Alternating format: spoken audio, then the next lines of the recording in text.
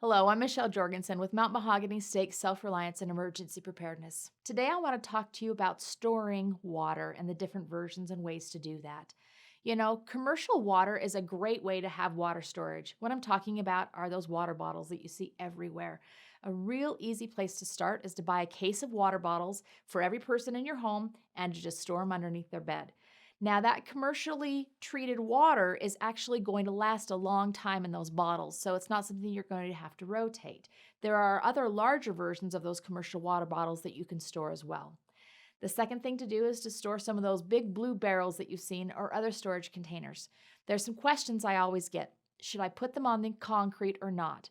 So the reason that there's questions whether you should put them directly on concrete, say in a garage or in a basement floor, is that that eventually will leach chemicals out of the concrete and it will get into the water.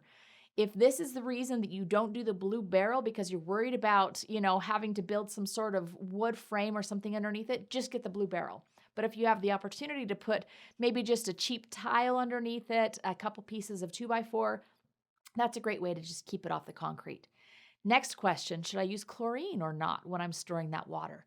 Well, the answer is if you are filling that barrel or that storage container with commercially treated water, meaning water that's coming out of your faucet if you don't have a well, most of us don't. If it's been commercially treated, you don't need to add chlorine to the water because they already have. The city already has. So if you've added that water directly from your faucet into your storage container, you don't need to add additional chlorine. Next question, do you need to rotate it or not?